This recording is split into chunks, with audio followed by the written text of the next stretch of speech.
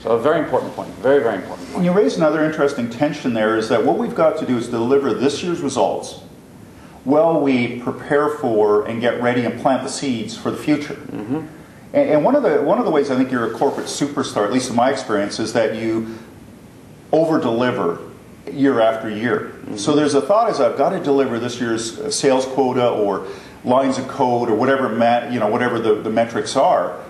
But at the same time, I've got to think about planning for the future. And it may be promoting someone who's a star performer that really helps me make my numbers. But again, it's leadership is sending them somewhere else because it's good for them and good for the organization. Yes. So there's a real tension there of how do you deliver this year's results and prepare for the future. And it's something where if you get it the balance wrong, you can get in trouble for sure. Yeah, very important point. Now, one other final thought here, I think, is that when we think about leadership, we tend to think about the very gregarious extrovert person. We think of someone who makes a lot of noise that kind of sucks the oxygen out of the room.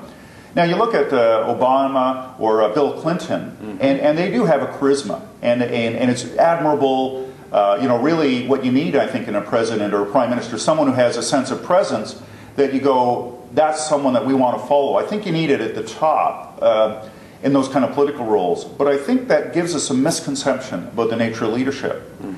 And some of the most powerful leaders can be the quiet leaders. I think of some older guys that I know in their 50s and 60s, and women as well, who are more of a grandfather or grandmother.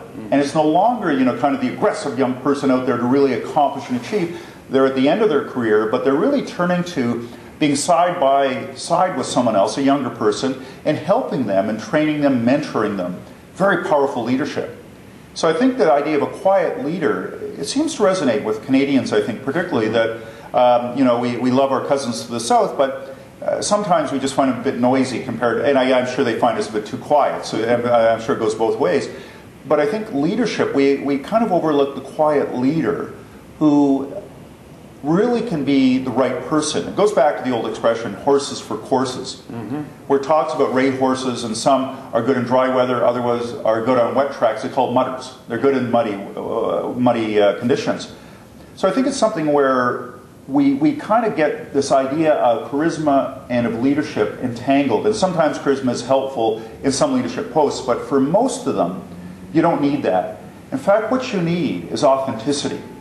That within each person, certainly in your 30s and 40s when you tend to get into management, you kind of establish your personality, and you have some variability. You have some ability to change the circumstance.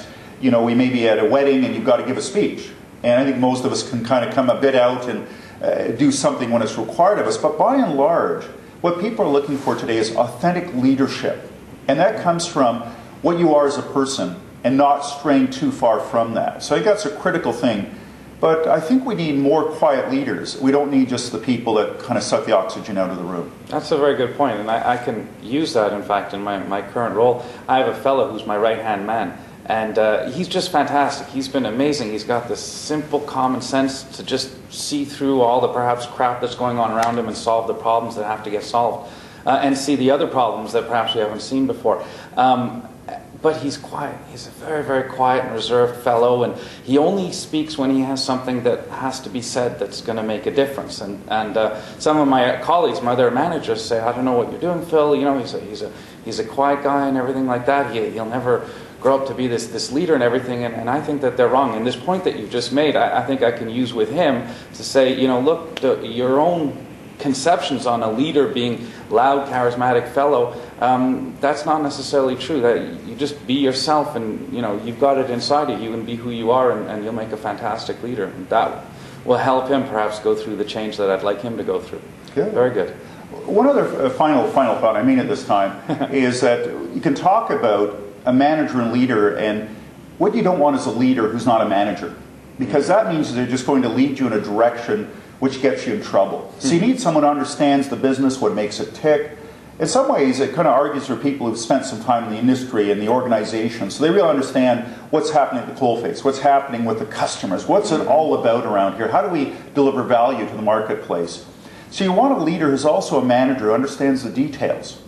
On the other hand, I think we want managers who also are leaders, at least to some degree, because a manager who's too much heads down, too much about the moment with no thought of the future and just delivering results in the very short term, I think is dispiriting. Is someone who would lose the plot as well. So I think probably more importantly, you need leaders who are also managers, but I think we need managers who have at least have a bit of leadership about them, just to inspire us, to have a sense of connection with us, and not to have this sort of and I've had a few bosses, like, to be honest, over the years where even though I had energy and enthusiasm, it kind of wore me down, where I lost a bit of that energy, and they really could have got more out of me if they had been a little bit more of a leader and a little less of a manager. Very good. So this has been Phil Lanier and Carl Moore talking management, or today talking leadership, for the Globe and Mail.